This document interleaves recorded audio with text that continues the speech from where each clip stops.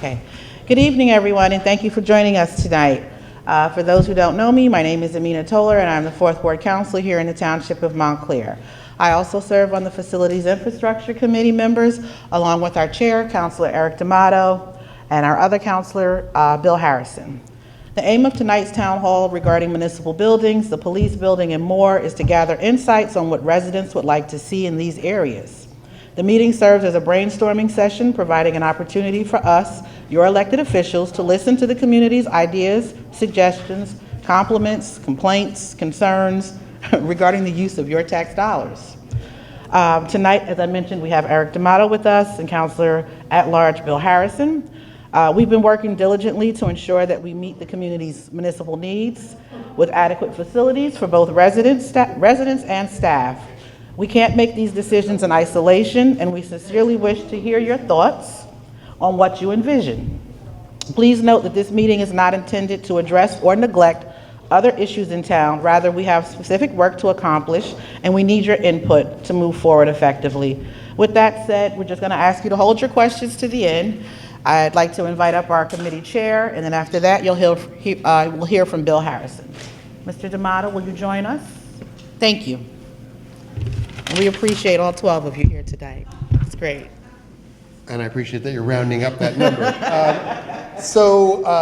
I'm not actually disappointed that there's not a huge throng here, not just because throngs are oftentimes unpleasant things, but I think we did cover a lot of stuff in our first meeting. This is a follow-up on the 14th of January, which is also captured on tape.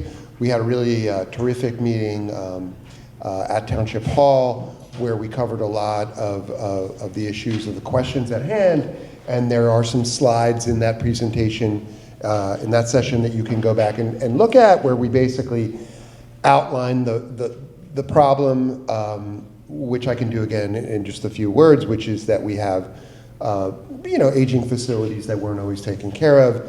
It's a standing pattern. It's not only in Montclair and a lot of other places, and including also the schools in Montclair. Unfortunately, there was a lot of deferred maintenance and basically replacement, and so we have accumulated liabilities over the decades, and now we have two key buildings, the Township Hall 205 Claremont Avenue and the police building, formerly the prime municipal building, historic municipal building of the township at 647 Bloomfield Avenue, which both, at least the interiors of, have reached the end of their functional life. However, they are safe, they're fully safe for the time being for our employees and our guests, but we need to act on those, and there's no time better than the present, at least to get the ball rolling as far as we can, so that we're not rushing. What we don't want to do is be in a situation where we have a hasty need to relocate employees, to do anything like that. We have in the Township Hall, and the manager has said this before, and I think it's worth repeating the story, of cascading problems that build on themselves. So we have an elevator that has been out, and because of a roofing system that has really just reached the end of its life, that we're patching and continuously having to patch, where some water infiltration from there got into the electronics of the elevator, shorted it out. Well, that stuff is bespoke. We had to order a part. It took some weeks or months to come. It was reinstalled, and then another part of that aging roofing structure went, and we had to do it again. So, you can put money in, you can fix the thing, but when you have an old structure, really, you have to take a look at the whole thing at a certain point. So that's what we're doing there. The police building is a similar situation. The police, in addition to the heroics that they do on the job, are just doing a fantastic job of working in a building and keeping it functional that is quite old and nothing has been done. Always remember the White House in Washington. You think it's a very, very old building. It's actually the shell of an old building. During the Truman administration, Harry Truman moved out for 2 years across Lafayette Park, and they drove bulldozers into the White House and completely cleaned it out and built a new White House that was in there. So these things have to be done on a schedule, and so we're looking at that. Now, as people were discussing in the previous meeting, as everybody knows, the financial situation of not only of our township, but of the state, the country as a whole, is challenging, to put it mildly. We do not want to waste anybody's money. We are, and in fact, we're blessed that we spent time when we came in a good year and a half looking at this, because the financial shadow has only expanded over time. And that's a kind of a good thing, because it means that we're looking at this in a very disciplined way. We don't want to waste a thin dime of taxpayer money, right? But that said, Montclair is a place that is known for the beauty of its built environment. It's a charming town. We do not want to have a soulless, miserable box somewhere in which we conduct our civic life.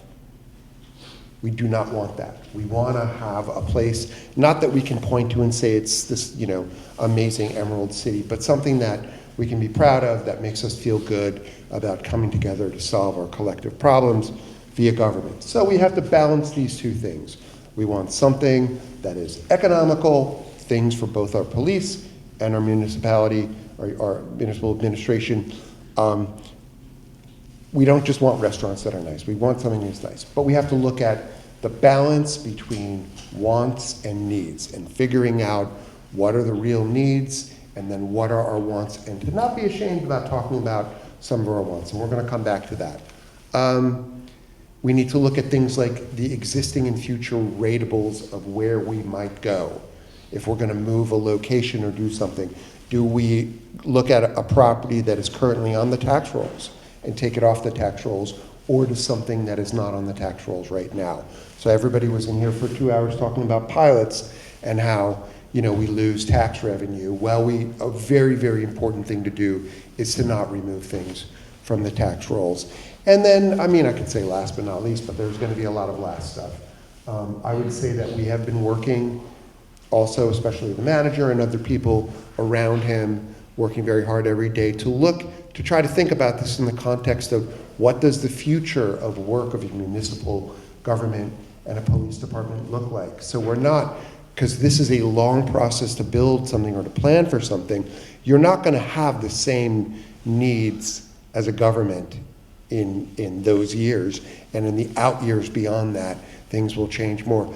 The most obvious thing being probably the number of people, myself included, who go in and write checks, paper checks for either taxes or for water and sewer bills and so on, will almost certainly not be doing that in the out years. So we have to do all these things. It's a little complicated. I've been very, very pleased with the response that I've gotten from people, from just, everyday residents. A lot of people who are actually very tough on us have been tough and very thoughtful in coming up with ideas and saying, don't do this, you should do that, and they've been encouraging, and the staff has worked really, really hard, and our, professional staff and outside staff has been helping us, and it's a positive thing, and I'm now more confident than ever that where we land, it's going to be like landing a stick plane. It'll be hard, and there may be some frights along the way, but I think we're going to get to the destination, and tonight is going to help out, and we'll talk through the problems, and any other sort of final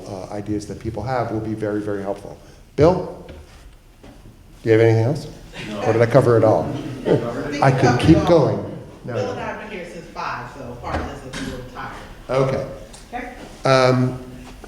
So I think the plan, and Councilor Harrison agreed at the outset of the last meeting to chair these. So, but if you are feeling stressed out or talked out from that last meeting, basically we have an agenda here that just says. You can turn it over to Stephen, or I can turn it over to him. You're standing up with a microphone.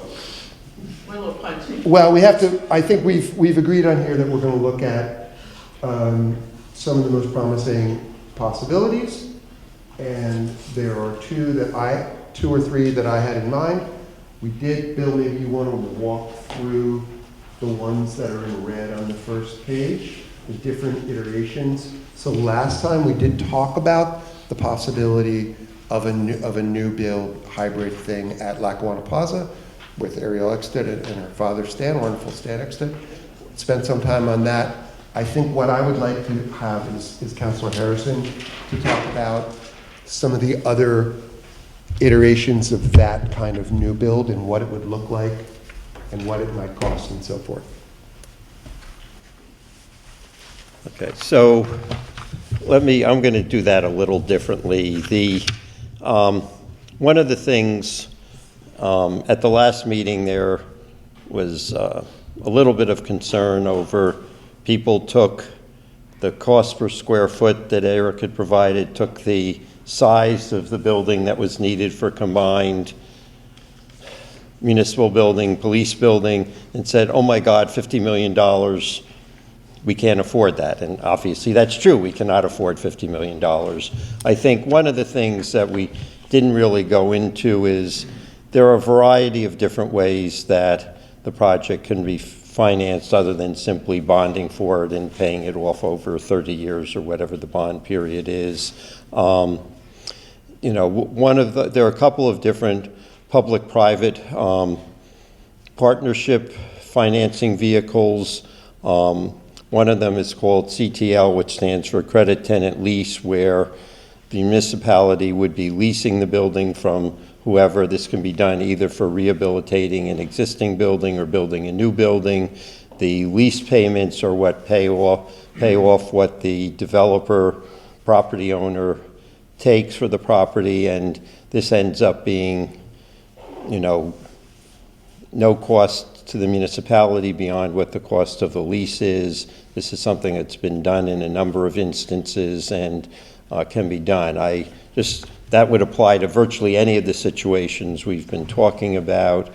You know, there are other public-private partnerships that governmental entities have entered into with private developers that reduce or spread out the cost beyond what simply paying for a new building or rehabilitating an existing building would be. You know, some of, you know, we talked a great deal about Lackawanna Plaza next time, and I don't know we need to go over that any further. You know, there are a number of other options that have been mentioned by members of the public that you know, we think are worthy of further thought. One is the Immaculate Conception. There are actually a couple of possibilities there. The existing high school has been closed. That's a building that a number of us have toured.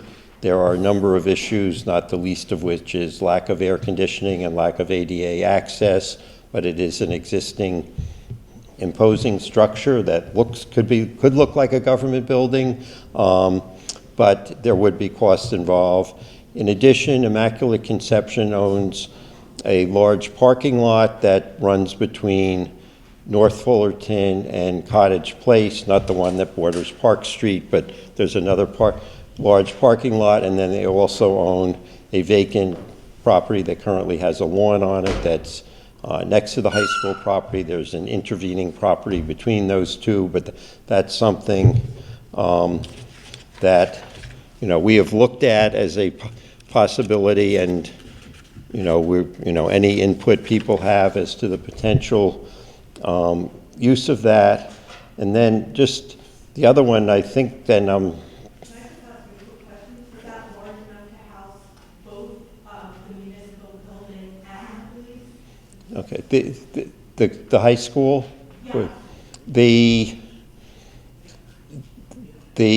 with using the parking lot and the adjacent lot, that should be large enough to accomplish that. You know, we're at an early stage, and you know, the first key thing there is how much is it going to cost to make it ADA accessible, to do a modern HVAC system for it. There are some very attractive rooms in the building. There's the large gym, which could be used as a courtroom / municipal council chambers. You know, but there are costs, and we would obviously have to reach an agreement with the Archdiocese as to acquiring the property and at a price that would work. Well, would adaptive reuse be more expensive than a new building, or vice versa? I mean, in terms of cost, Yes. the- I mean, you demolished it, or you used a vacant lot to build a new structure opposed to adaptive reuse, I mean, is one more expensive? I think adaptive reuse for there would be cheaper, but again, that's going to depend upon the financing. But I think for there, an adaptive reuse of the building would be a cheaper alternative than demolishing, putting up a totally new structure.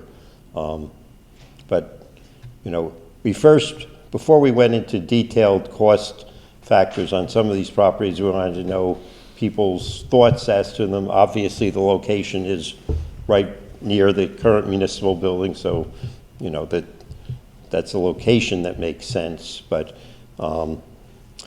the other property that we've looked at, and I'll turn it over to the manager who's done a lot of the looking at, is the Mills Building on South Fullerton next to the library. Is something that we thought was worthy of consideration. And your turn. I've been talking much too much tonight.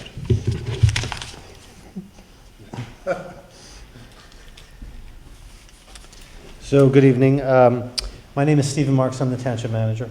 So, the two sites that we looked at about a dozen sites, including Decamp Bus, Immaculate Conception, Mills Building, etc. Others that we won't list for confidential reasons of the building owners. The Immaculate Conception High School building is about 88,000 square feet. So it's more building, more space than we're currently occupying. The current municipal building is about 32,000 square feet now. The police headquarters is about 16,000 square feet, and the municipal court is approximately between 8,000, I think it's 8,777 square feet. So in total, municipal operations of the police department, the municipal court, and the municipal building are a little over 50,000 square feet. I did walk the municipal building with an architect 6 months ago. And we both came to the conclusion that although the municipal building is about 32,000 square feet, about 20,000 feet is actually usable. I mean, there's a significant, for those of you who have been in the municipal building, there's a significant center core that is either unutilized or underutilized, and it's a lot more space, dead space, than we typically use. So in part of usable space, the municipal building is probably closer to 20,000. 20,000 in police department, 16,000 in the municipal court, 8,000, 8 to 9,000. The Immaculate Conception High School is at 88,000 square feet. The Mills Building, the former United Way building, is approximately 48,000 square feet. So it's right in that sweet spot. So we're actually doing a space and needs analysis to determine, we're going department by department, office by office, how many employees do you have, how many desks, workstations do you have, how many telephones, how many file cabinets, etc. Do you have for your respective business units, including the municipal building, each division of the police department, and the municipal court. So it's roughly a general match in terms of our space needs with what's available at the Mills Building. There are economies of scale. If we were to use, the Mills Building does have it was either a theater or a meeting space. It's a large venue space, larger than maybe twice the size of this room, that you have a shared space between the municipal court, the mayor and council space, that's also used by the planning board, the zoning board, historic preservation, environmental commission, community meetings, etc. So it doesn't, just because today the municipal court is separate, doesn't mean that in the future you can't have economies of scale or economies by having shared space. So we are doing our due diligence. We're looking at it. It's not a perfect match. There's the police department in particular has their needs, which are governed. Some of their needs are governed by either the Attorney General's office, the New Jersey Attorney General's office. or the State Department of Corrections, especially for like a holding cell and access to municipal court if there's going to be any municipal prisoners who are moved around to get to access to municipal court for temporary restraining orders or municipal court functions, etc. It has to be a good match. It's not a perfect match, but some of the details are fungible, and space could be moved around. So that's currently what we're looking at. It all comes down to the question I think that you put. I'm sorry, I'm looking at you for most of my response. Adaptive reuse versus new construction, how much? And I think the unqualified answer is it depends. So, looking at the Immaculate Conception High School, there's two parts of it. One was built in like the 1890s, one was built around 1920, before ADA, Americans with Disabilities Act, was a thing. Also, there's no or very little air conditioning, so that would be a consideration. I think the ADA is a much bigger consideration with a multi-story building built well over 100 years ago.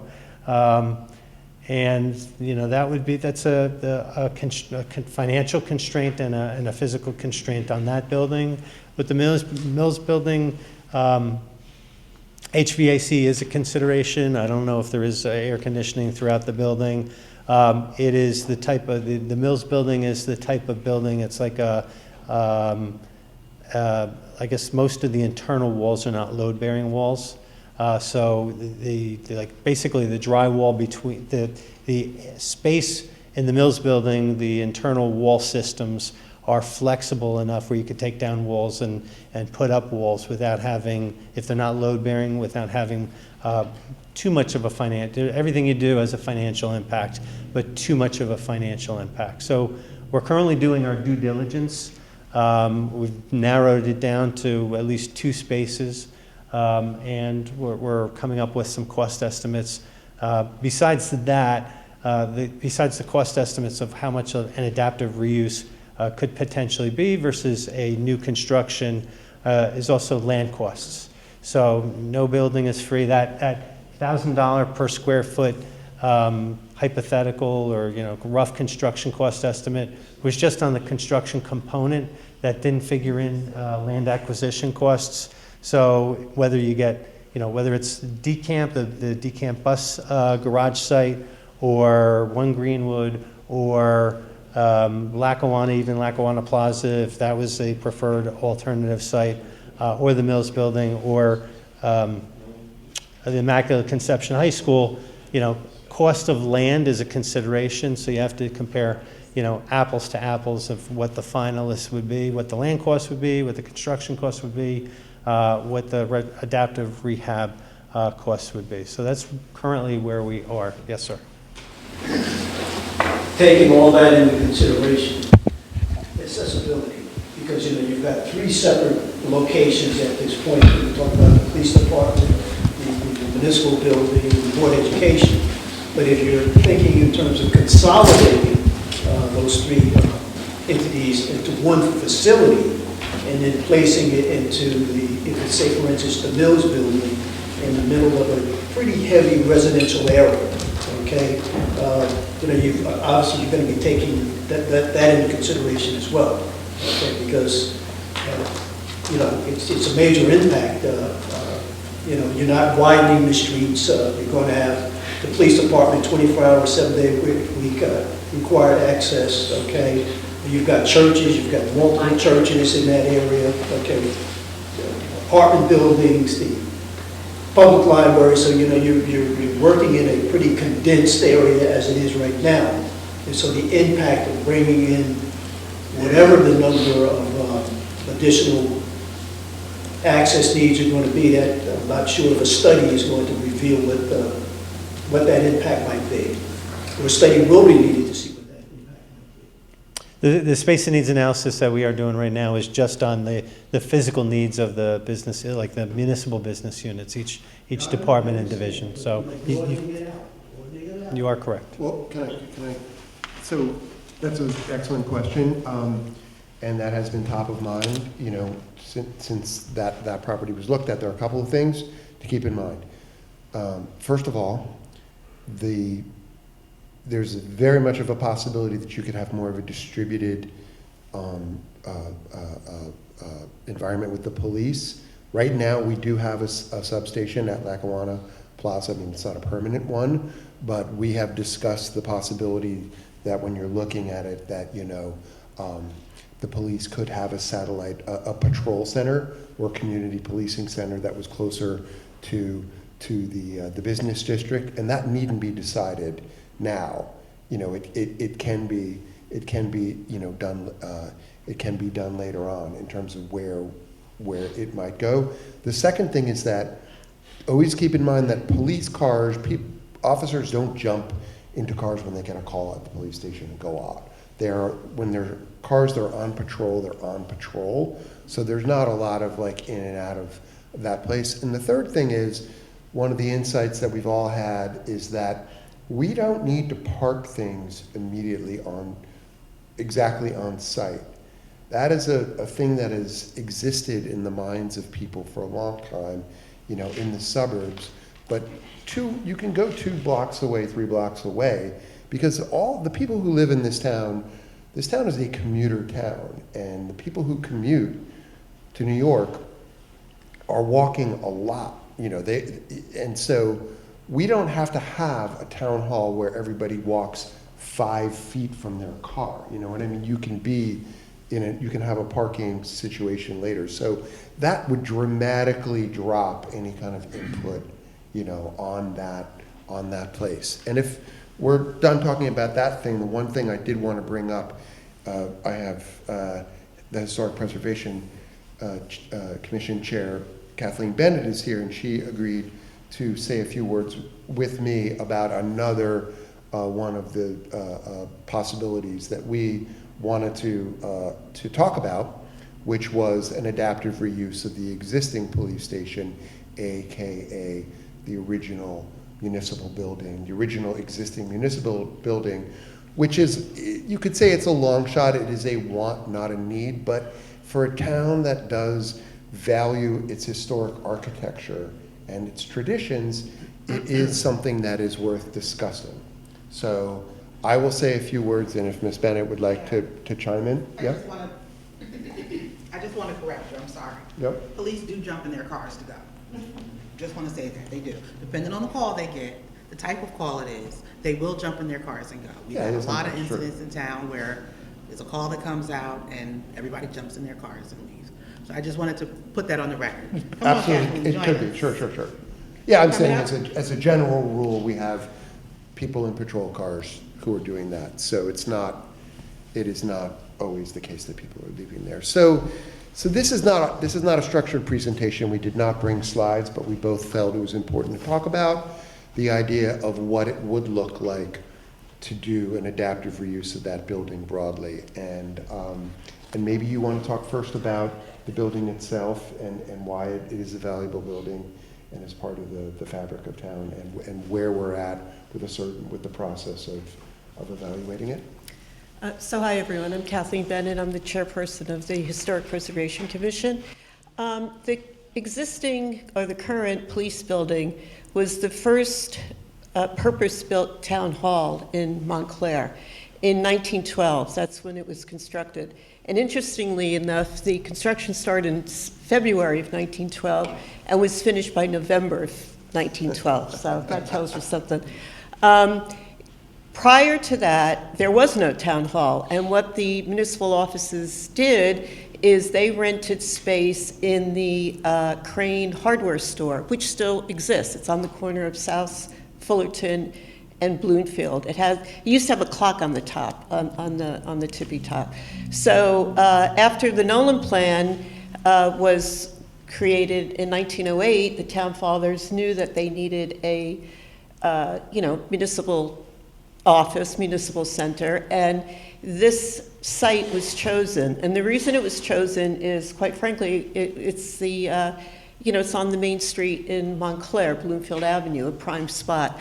So the existing bays that are there now were a firehouse, and what they decided to do was go a little bit west, which was a little park next to the firehouse. I guess they had the horses there.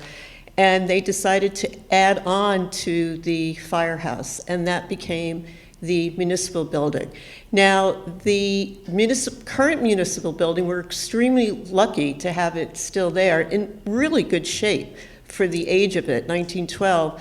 The former administration, they sponsored a feasibility study of the building, and it came back that the building was in really good shape. It did have water issues, and if you think about it, a lot of buildings now in Montclair have water issues because we have, quite frankly, overdevelopment, and the whole Bloomfield Avenue is concerned with water at this point. But all in all, the building is in remarkably good shape. It needs a new roof. That's what was part of the study. The police, when the municipal offices moved out in 1980, I believe, to the current 205, the police stayed there, and I have to say they've been very good stewards of the building. They've really kept it up. They've been very concerned about the water issues. They've tried to do as much as they can down in the basement. I became involved because of the beautiful lighting stanchions that are outside at the two entrances, and I thought that perhaps we could get some money, meaning the municipality, the HPC, the planning department, to restore those cast iron rather, which are quite pretty significant to the period. And when I spoke to people at the state, and they came to actually look at the building, and they know Montclair. Montclair is really on the, as a state, people know that we have some significant buildings here, such as Lackawanna, such as the bank buildings, such as the school buildings, our neighborhoods, they're all significant. So the people at the state suggested that I apply for a historic trust grant, and it's a planning grant. So part of the application was to tell the state why this was significant, and the significance is the architect, whose name is Otto Schmeck, and he was born in the United States but educated in Europe. Went to the École des Beaux-Arts, and at that time, Beaux-Arts was the style that was very popular. And you'll see that like Jersey City Courthouse, you'll see at Patterson Courthouse, it was really the style for municipal buildings. And think about it, it's white as our current building is. Those buildings are usually marble. We have limestone, a little step down, but still, it is a very significant architect who settled in Montclair with his family, designed and built his house on Montclair Avenue, which still stands. He was very involved in the Board of Education, on the planning board, and he designed this building. And he was also quite famous because he was also the person who developed the wind bracing technique for skyscrapers in New York. So he worked with the architect for the Singer Building and wrote a book about his construction of this wind bracing technique. So the building itself, the interior has been modified. If you walk in, the main staircase that goes up, where the elevator is now, those were originally vaults. So vaults for what, an armory maybe, for munitions, or when they collected our taxes, maybe that's where they stored them, but they went all the way up to the third floor. So what this grant offers, and we were awarded the grant. We applied for it in April. We found out we were awarded it in September, and we had our first organizational meeting in December. And what this grant, which is $47,000 or $48,000, will allow us to hire an architectural preservation company that will come in based on community input and what we tell them what we would like to see it used as. Well, we're talking about the municipal center. If we bring it back to the original use, then they will tell us, they will advise us how to go about that using Secretary of Interior standards for rehabilitation. So yes, it's adaptive reuse, to Mr. Scott's question, that we will be doing. But there's all kinds of things going on with that building, well, not with the building itself, but in terms of circulation and parking. You know, that has to be something that needs to be considered as well. So when I first moved here 50 years ago, I used to think that it was a beautiful building because it was just so different, you know, so different from anything else that you saw in town. And again, it's on a significant corner. It would make a significant statement in terms of a municipal building. So we have this money, unlike what we're talking about here now. We have this grant, we have this money to go forward and to do a study about what could possibly that building would be used for. Anything else? Oh, thanks so much. I just have a question for Kathleen. Sure. You said that the grant money that you received, that you would need community or public input to help shape and mold the look or how to spend the money. Can you just touch on that one more time? What the consultants would do, based on what we say, if we want municipal offices, that would mean what municipal offices go there. I mean, is it the recreation department? Is it the planning department? We need a council chamber. You need a courtroom. You know, it depends on what they would like. Community input. And in fact, part of the grant was community input because a few years back, as you remember, that was under threat of being consumed by, I think, another story or something, and the local residents came out against that. I mean, it was in the Montclair Times. It was in the. So they want to see that this is a building that people are invested in. The township is invested in as I well. understand. Okay, thank you. I just wanted clarification. Sure. Thank you. So, I mean, the reason that I wanted to have this discussed is because basically, you know, we have many options. We still have options, not an endless amount. And there are ones that you divide into wants and needs and what you would, you know, what your sentimental favorites are.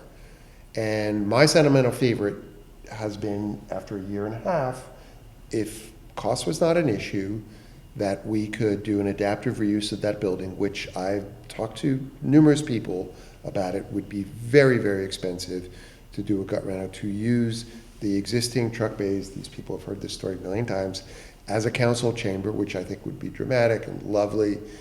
As you drove by, you would look into the government there to fully, you know, make the structure good, and then to go east and take some other land, purchase some other land, because we are likely, although not certain, to have a new and necessary electrical substation in that block area. We are not going to have parking, which is one of the reasons why we are now looking very intently for a solution for the police station. But it could be done with a mid-block parking, structured parking there, and other things. The point is, it's a very expensive option, all things. It's probably comparable to doing something at Lackawanna Plaza, where we would incorporate the very lovely waiting room that's there. Like, these are just two options that one person may like one person may like the other, that are that, you know, if we were not constrained by budget funds, that these would be, you know, striking things that we could point to and say, isn't that amazing? That would be, you know, really have a lot of wow factor. And there's nothing wrong with that. It's like a house. You want to be proud of it. You want it to be exciting. The one last thing I'll say on this is that in addition to budgetary resource constraints, in addition to being constrained, Councilor Harrison said we are not spending $50 million. These kinds of projects, Lackawanna or this, that's what they would cost, right? So if we could, that would be one thing if we had the money. The other thing that is the constraint on us is does our government, does our council, and does the population, is it cohesive enough to do a complex project where you have a lot of decisions to make? And it's no shame on us to say that we're not really that cohesive. We're a town with a lot of opinions. Everybody's got opinions and they're very strong. And when you are trying to do something very complex collectively, that's an impediment. It doesn't mean you should be ashamed. It doesn't mean it's bad to be a community where people are kind of pushing and pulling in different directions. It just means that if you're being logical and clear-eyed, you have to accept that as a constraint, doing something complex, as opposed to doing something that's a little more straightforward. And so I just wanted to get that out. That may sound like a little complicated or weird, but it's important to know. So A, we have options. We still have several options that we're looking at. Some of them are very interesting and artistic, and they involve our cultural, our heritage, our local heritage. Some of them are more utilitarian. Can I? Yeah, go ahead. I'd just like to mention, and this of course isn't a given, but New Jersey Historic Trust also has opportunities, grants for capital. So if this were to come about that the community, the municipality was behind the police building as the new municipal center, that would be an opportunity to possibly get more funding for renovation, rehabilitation. Mr. Scott. Just, when you look at the police department, the town had acquired some additional land behind the police department, so there's ownership of that property there. When you look at the Board of Education building, a part of the development of the Church Street development, there was X amount of additional parking spaces that had been allotted in that redevelopment agreement for the Board of Education. So there was a dozen, 2 dozen parking spaces that were also associated with that development. Obviously, it didn't happen, but that's still there at some point in time. That does not go away. And also, when you look at the municipal building, you purchase a piece of property across the street, not across the street, but adjacent to the municipal building. So now there's some additional properties that could support not only adaptive reuse, but expansion of those 3 facilities because of the past acquisitions that the township have made. So, just to keep that in the back of your mind, okay? Because when you move out of those locations, now you're talking about a different approach to developing something because you have acquired land or whatever the case might be. Ma'am? And just one more thing. Oh, sure, go ahead. I'm sorry. Go ahead. I like the fact that the facilities are in separate locations because they have already been proven locations from an accessibility standpoint. Okay. So, thank you for that, Mr. Scott. I appreciate it. And this is why we are encouraging every resident to email us your vision. We can't make this decision without you. We've promoted it. I know I've shared it in my newsletters. You can talk to your neighbors when you go home, knock on doors. We need to hear from residents. Because this is a big deal, and I don't think it's up to the 3 of us to decide where your municipal building should go. So please talk to your neighbors. Make sure that they email us concerns or ideas or suggestions. Yes, David? I just want to make sure when you're doing a cost analysis, you're looking at the existing costs of the existing facilities. I think one of the concerns that I first had when I entered the police department in 2016 and got a tour was, oh my gosh, this must cost a fortune to heat, cool, clean, and how much are you spending in repairs and maintenance every year? So as you talk about the overall cost, it seems to be geared more towards construction, which is a valid concern. I'm equally or maybe even more concerned with the ongoing just operational cost of the existing buildings and infrastructure.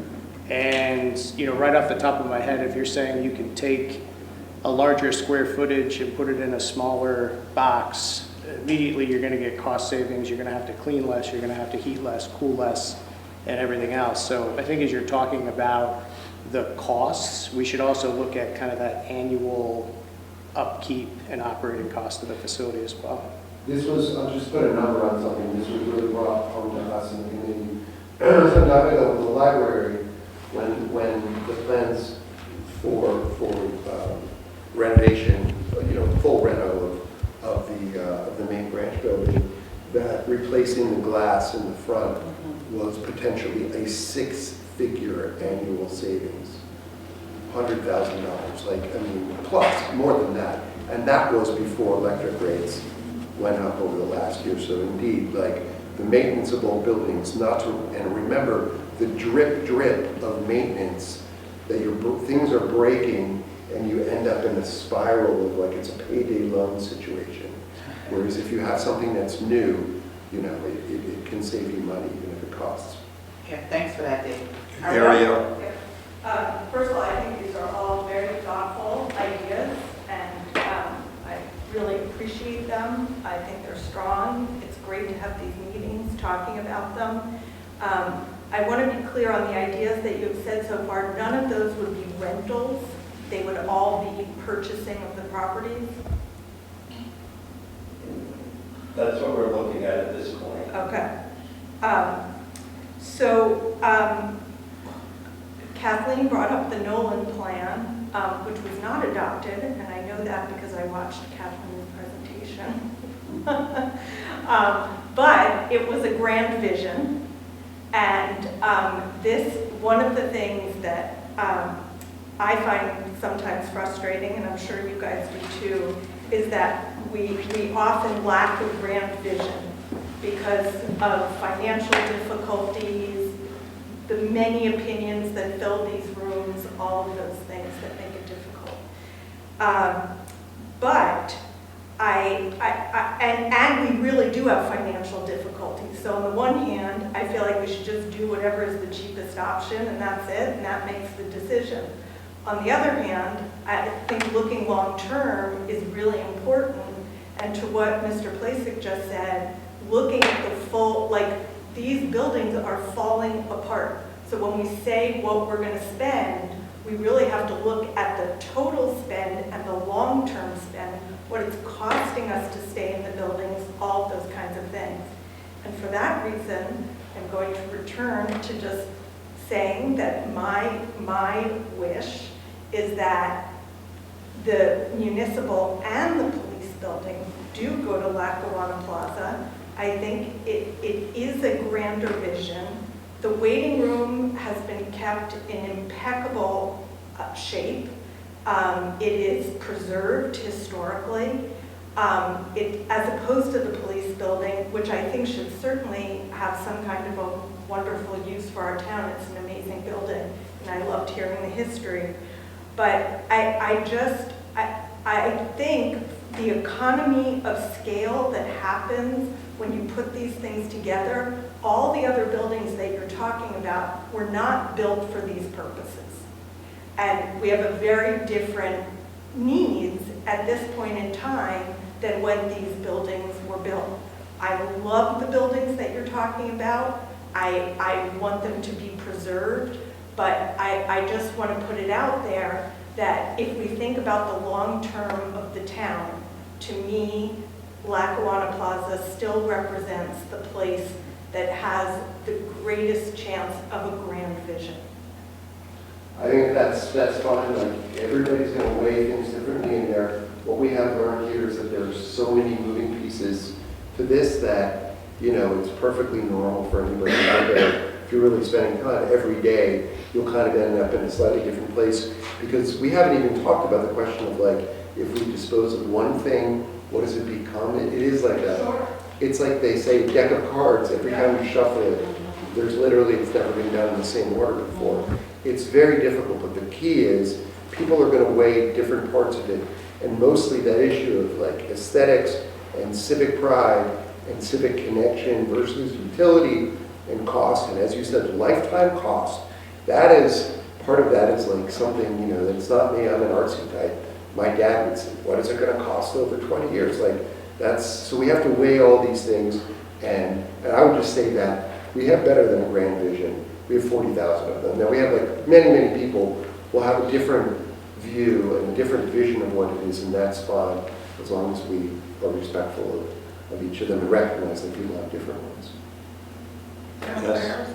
Yeah, I'm curious, and this is great, I appreciate this meeting and the previous meeting is very informative. Counselors, are you, and town manager, is there a how do we get to the end, right, to the decision? Do you have you thought it out in terms of the process, step by step, and when do you expect us to be, you know, or the town to be in a position to say, yeah, this is our decision and we're moving ahead? Well, this is step one. This is step one. This is step one. I would say this is step one. But you mentioned the community input. Right, we need community But input. is that Town something hall, done making in sure a people- structure? Are you like saying, okay, we're having this Okay, 3-month period, is it something? Councilor Harrison answered step two. Okay, so I think, you know, we've gotten suggestions, 20 different locations in town, and some of them just clearly aren't going to work, either because property not available, not big enough, poor location. But I think the next step is for us to say, here are 2, 3, 4 that we're looking at seriously. Start talking to the neighbors of those properties and say, get their reaction. You know, we all recognize no matter what we pick, no matter how much input we get, no matter how carefully we go through things, there are going to be people who yell at us and say that's the stupidest decision ever made, and why didn't you pick this option, or why didn't you do that? But the important part for us, and we're trying to do that the best we can, is to get as much input as we can, and to repeat what everyone else has said, encourage your neighbors. You know, we're going to have additional meetings too, but I think we need to start focusing on some of the properties, and there'll be an opportunity to say, why'd you drop this one? And maybe you'll say, oh, you're right, we should put that back on the list of finalists. But it's time to start narrowing the decisions down and to say, okay, we're looking seriously at this. You know, one part of this has been mentioned is not just looking at the cost, very important, but there are savings, as Mr. Plasek mentioned, on stopping using buildings that are costing us a lot to run each year. There are potential savings of potential selling some of the property either, and we do need to meet with PSE&G sooner rather than later, because PSE&G buys some of the municipal property behind the police station. That's revenue for the town. You know, we could end up deciding we're selling the existing site of the municipal building. It's another revenue source. So, you know, there's yes, there are costs, but there's also savings or potential revenue that we have to look at and say, you know, what is the most, I think, you know, we want to come up with something that, as Councilor D'Amato says, we're proud of. We don't want to go in, people going to some schlock-looking building because that was the cheapest option, and, okay, you know, because it's a message the town says that we care about our town, and we think it's an important town, and this is a building all the residents can be proud of. And it's not going to be the cheapest option, but, you know, it's, you know, in terms of Immaculate Conception, in terms of the Mills building, these are impressive looking buildings. I mean, so that, you know, you say, okay, this is an important town that has an important municipal function, and they cared and they put it in a building that it works. You know, I'm not sure, and using the existing station doesn't fit all the municipal functions. Mr.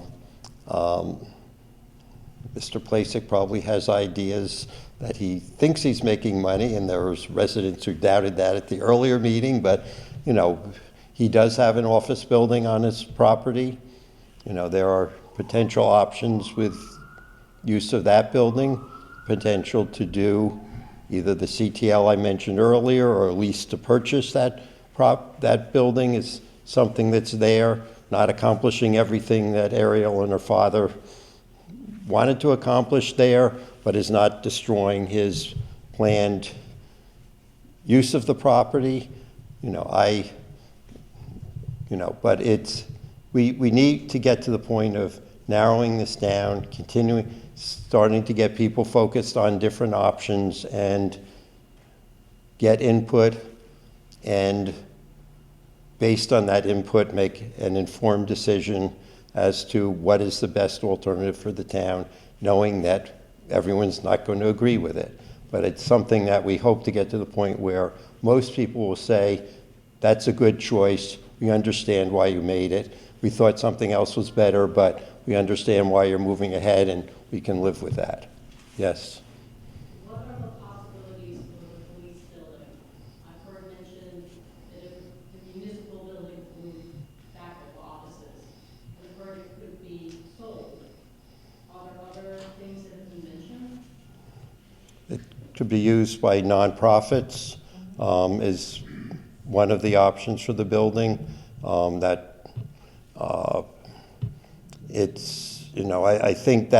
I think the first step is using the grant and saying, how can the building be adaptively reused, and then looking at that, what makes sense to use it, given how the building will be restructured.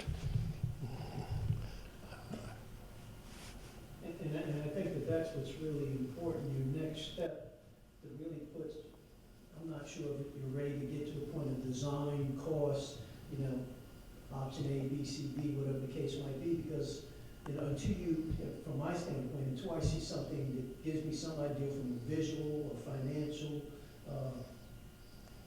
viewpoint, we could be talking about this for quite some time. So until you see something that gives you some kind of direction on how to consume. I think that's one of the reasons we want to narrow this down to a few. We can't go out and price and draw concept plans for 20 different sites. It's, I think we need to narrow it down and say, this is what we're looking at, get some consensus on that, and then start doing, okay, here are the costs associated with doing this. Here's what this will look like. Some where we're largely keeping an existing building, okay, we're talking about doing significant work or a new building, this is what we're talking about. This is a hard discussion in the abstract. And I think to some extent people going, and once we say going and looking and identifying the issues, we've done some work on the Mills building in terms of parking and what options are there. My comment is, yes, access isn't good, but it's better than the existing municipal building. North Fullerton is more crowded than South Fullerton at the access point. But that is something, that is an issue there. We had, to bring up a sad story, application before the Board of Adjustment to do the senior center there, and that application addressed a number of those issues in terms of access, accessibility, whatever, that ended up not happening, which annoyed me because we spent all that time doing this nice plan for it, but different people, different decisions. But I think, that's something that was studied in the context of that building. One of the things that's hard, and I know the neighbors are going to be concerned, will be my nice word, but the unfortunate part is that building used to be fully occupied, and it had the visiting nurse krill there with cars coming in and out all the time with the visiting nurses. So it's people don't remember that, and people have moved in, long after the building largely emptied out, and are used to looking at the nice garden in a not fully occupied parking lot, and they're going to be concerned. But I don't think that should be the point of reference. That building, tomorrow, Mr. Placer could do marvelous things, or his foundation can suddenly find a bunch of tenants that say, oh, this is a perfect building for us, and suddenly it's fully occupied. Not greatly likely, but you can't assume an empty building. It's like people look at a vacant lot and they object to any building on the vacant lot because they like the vacant lot, but that doesn't mean there shouldn't be a building on the vacant lot. So, and, But, but it's not the use that it was in terms of people going in and out. Traffic was generated, but there's an abundance of traffic that goes in and out of that lot on a daily basis. but to get back to the gentleman's question about like what the sequence of the process is that we spent a year and a half, a year together, working on some other issues and only touching this one sporadically. We spent a lot of time with Clary Anderson, spent a lot of time together on that one, and in maybe October, November, we started, Councilor Kohler, and I said, we have to do public outreach here, and what I've discovered is that it reminds me a little bit of the work that I've done as a journalist and as a researcher, like traveling around the world trying to find out what's going on in a place, is that you keep asking people for the input until you hear the same story over and over. And then at a certain point you go, I'm hearing the same story, and so I've probably gotten what's out there. I probably have a pretty good picture, and I feel that overall in terms of what we were looking for, give us some ideas, things that are not occurring to us. Other plan B, plan C. We've gotten a list of, we've gotten those ideas, and it's been great. And so the process has been successful, and if it feels like we're talking the issue and it's petering out, that's the way it should end. It should end with us being like, all right, we've kind of talked this to death. And then the next step, as Councilor Harrison said, is to really act on the, we chop off the list of what are the things that don't make sense. And honestly, as the affordability question continues to mount, we will be incentivized in a very straightforward and good way to be looking at the most cost-effective solutions that are also pleasing and fun and maybe cool. So that is going to be, and keep in mind, we have a referendum coming up on March 10th, which everybody should pay attention to. It's not our part of the government, it is supportive ed. Whichever way that referendum goes, in my opinion, will further make people be thinking about making every dollar go farther. That's what's going to happen, because either it's going to pass and the tax bite will be a little harder and we will be saying, how can we do more with less? Or it won't pass and there will not be people happy about us spending extra money on buildings that we, And so either way, we need to be looking at the money. But for now, I feel like I've gotten all these great insights. And if anybody has any more, anybody watching at home, if you have more stuff, you send it to any of us, any insights. And I'm starting to feel like maybe 2 more road shows and we're done. true. Me. Well, we're definitely going to have another one after the vote. Yeah, sure. That'll give us a whole new perspective. I just hate getting out there talking. No, you love coffee. Cut it out. Any other questions? Yes. Hi, I'm Jessica. I appreciate the idea that this kind of engagement, that you'll keep asking for input and then it will, you'll end up with everything you need and then you'll know, there'll be like some magic moment when you'll know that it peters out. But you could say that the difference between the first meeting on the same topic at 2:05 and this one is I think that one had a lot more, I watched it from home, so I might have been misled by the camera, but I think it was more heavily populated in the city. Yes. And there was also, Ariel and her father gave a pretty, really compelling presentation about a plan, like a wish, a plan like that was sort of like pulled out from, that no one I think had heard before. And I certainly could see from home, and I assume it was even more palpable in the room, that it was really well received and people were kind of excited about it. And Yet, I guess, like, here we are tonight, I think there's this elephant in the room that it's not our property to decide. And so, tonight you ended up mentioning that maybe there's an opportunity to lease office space from the future Lackawanna Plaza, but then at the same time that these discussions are happening and there's this idea of a municipal center at Lackawanna in addition to other things that would require some re-envisioning of that site, it doesn't sound like we have much room for re-envisioning. And I don't know if that's true or not. Maybe Mr. Placek could answer whether he's open to re-envisioning his plan in any way, but you guys are coming up, I think, next week, on a week from tonight, you're voting whether or not to offer a pilot. And when that's decided, that's sort of a sign, like, things are inching in a certain direction, and yet we're still having this conversation that, like, could Lackawanna Plaza be part of a list of places to, you know, to have the meeting room, you know, be held there. And I think, I just thought that it was a very exciting meeting, and I thought that the public seemed genuinely, I don't think I've seen that kind of collective enthusiasm around something in a really long time.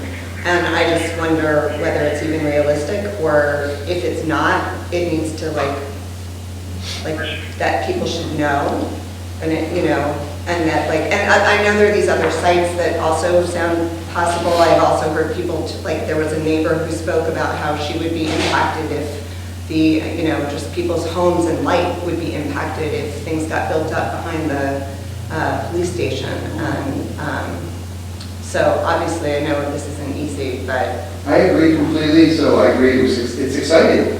And you know, and I think that the idea of an adaptive reuse of the police building that we have now is exciting too. In terms of Lackawanna Plaza, what you say is totally true. I don't know exactly how locked in we are, but I mean, in reality, we can do what we want as a community, right? I mean, we have, if the community was entirely behind doing something big and spending a lot of money, we can do it. We have $10 billion of assessed property in town, right? Like we have, but I, for one, do not believe that right now my constituents and most of the people that I know are excited about doing, you know, the high-end version of the thing. That's just not what I'm hearing. I mean, people like the idea of something good, but when it really comes down to, you know, and again, Mr. Placek, people can argue, but like, if we literally said, name your price, you know, like, things can be bought. I just don't feel that that's what people really want right now. And as I've said, and I won't talk about it anymore, were we to go large, I would like to see something on the other end of Bloomfield Avenue, while still thinking that the Lackawanna idea is beautiful too. So it's just, I just don't see people being excited about, you know, and Millstead 50 is bad, and this is more like 75. I just want to respond to what he just said to answer your question. He says he doesn't think that people are excited, and I feel the opposite. Some of the emails that I've received, they'd like to see something big, shiny, bright, and new. People that I talk to on the street would like to see something bright, shiny, and new. They like the idea of Lackawanna being a new home for us. The cost factor, some residents, regardless, the first ward, second ward, third ward, fourth ward, they don't mind seeing their tax money going to something bright, shiny, and new for a center of town. Now, can we actually do that dollar-wise? I don't know. We have Mr. Placek here. We can't put him on the spot and say, hey, we're going to sell us the property, but it would be nice. I would like to see something bright, shiny, and new. I was even for knocking down 205 and building it back up, but that's a big cost factor. But also, isn't there, when you're in a relationship with a developer, isn't there also, you know, the other option, which is that the township becomes a tenant, in which case, like... That could be an option. Right. Like, I'm going to be honest with you, perfect. To be honest with you, for me, I would love to see it down there, but we don't own the land. We would have to have conversations with Mr. Placek and see, first of all, if the other councilors are on board for something like this. You know, if they are, then it would become a new conversation. But we have that. I'm saying that isn't, and again, that's where, someone could shut this down, this conversation down right now if they wanted to, but it's that, isn't there an opportunity where if we're a tenant, that it's sort of like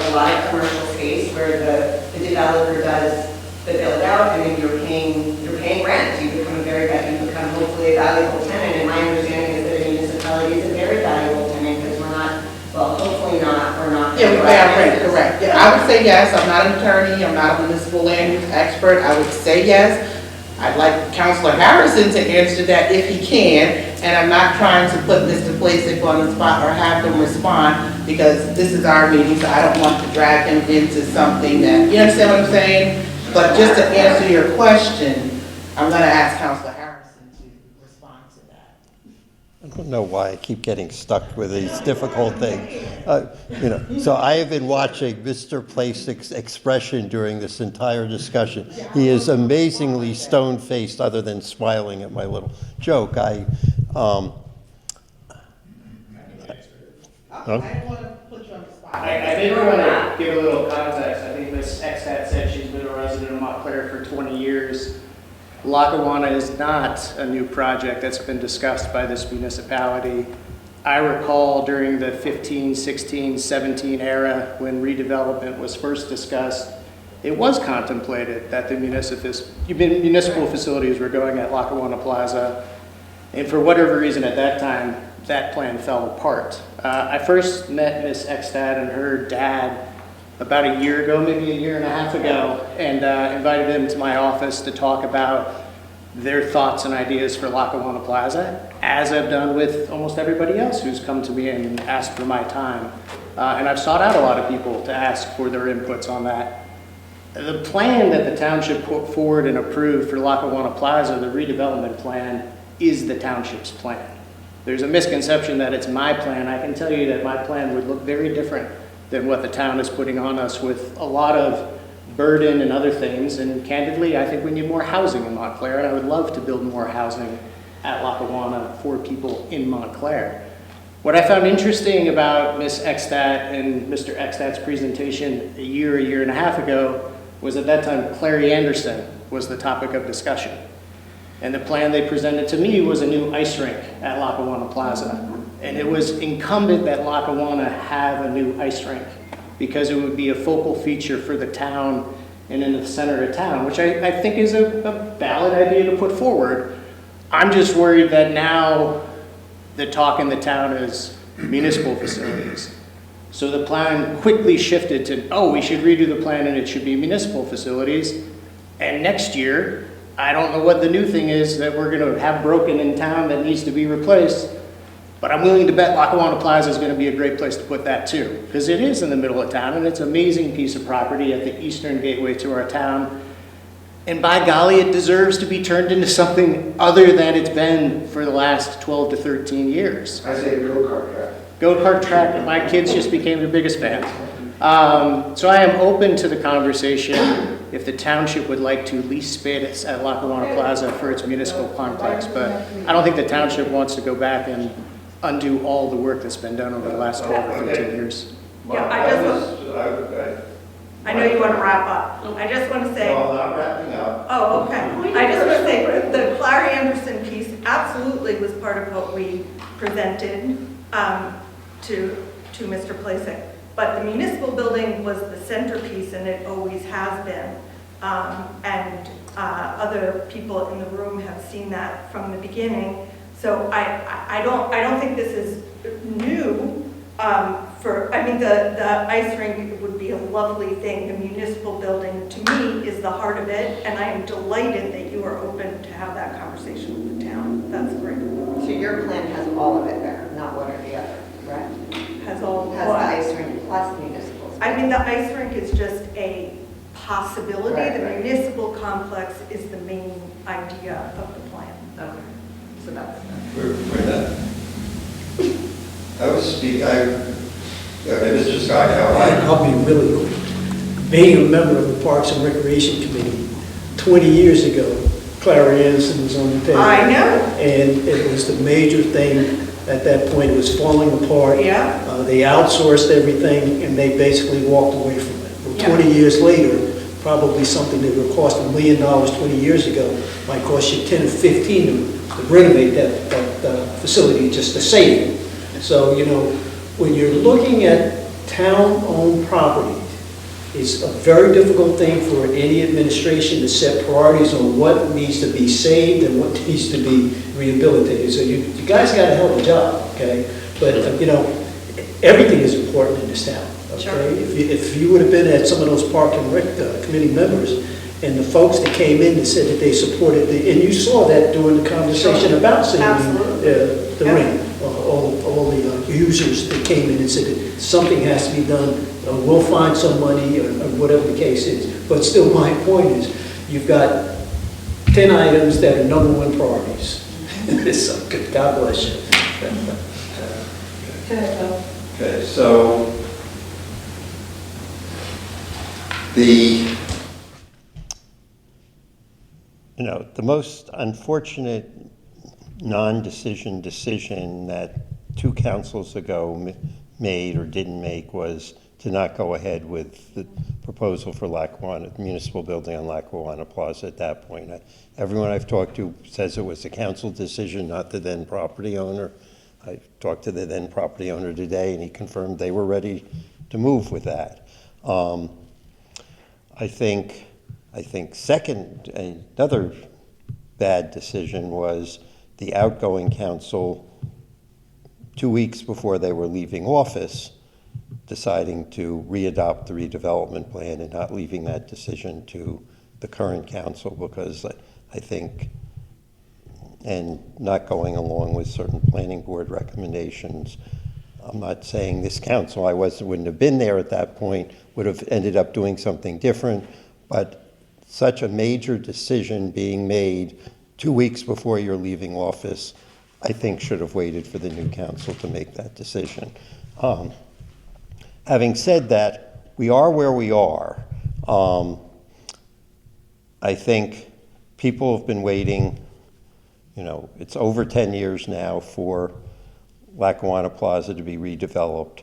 I don't want to set a process in motion that says we're waiting another couple of years, and with no guarantee we're not going to get more litigation anyway. However, it certainly is an attractive piece. I'm not immediately seeing any reason why we cannot use the office building that's on the corner of Grove and Bloomfield Avenue as a municipal building, as a potential, as something that ought to be on the table. I don't see any reason why doing either a CTL or a lease to purchase agreement with the developer isn't beneficial to the developer, but that's for him to figure out, and having discussions, because it gets a building built with a guaranteed revenue stream sooner than it would otherwise be built.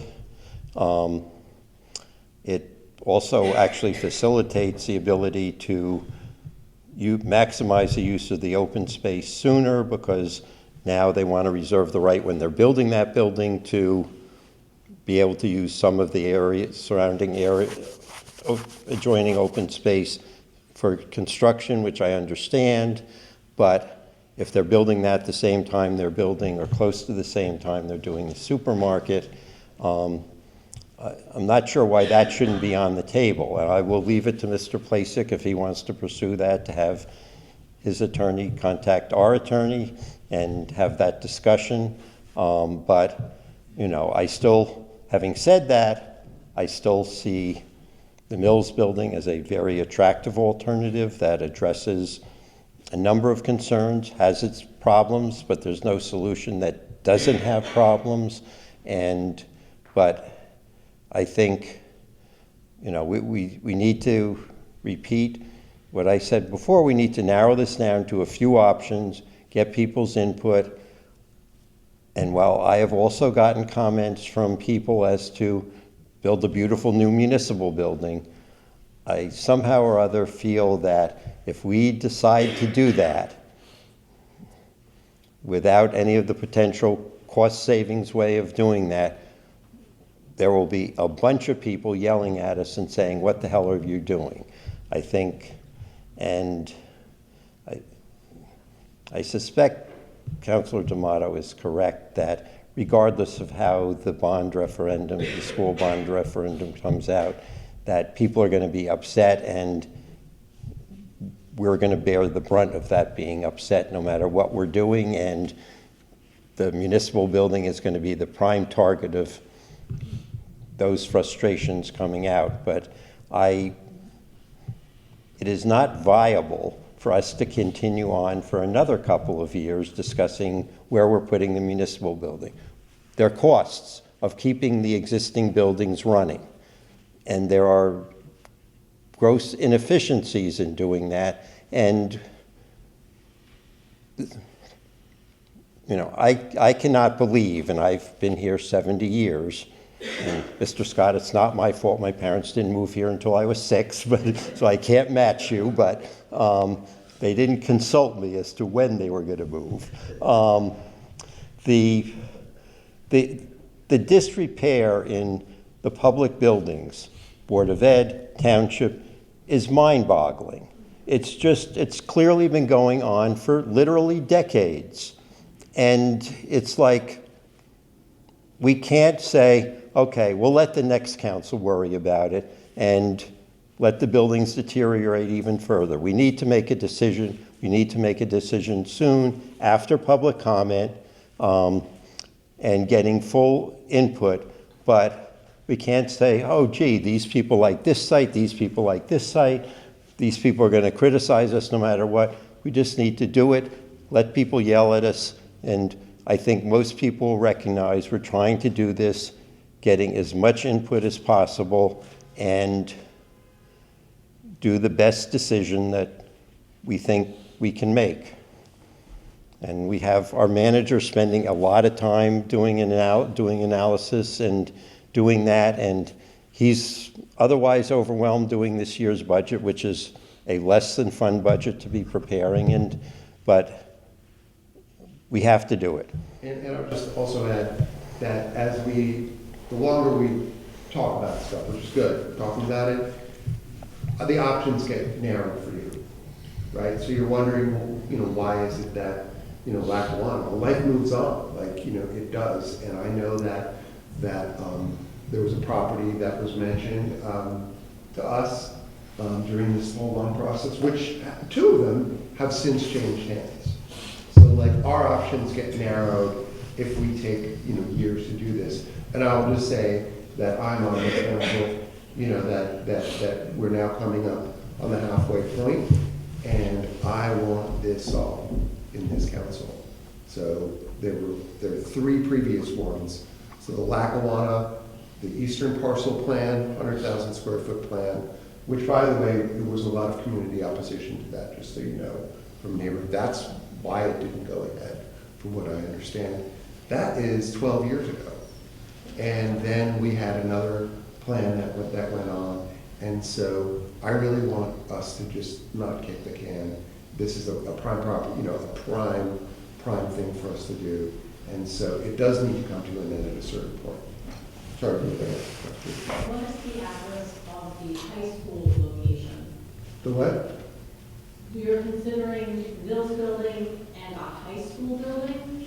Oh, the Immaculate Conception? It's on College.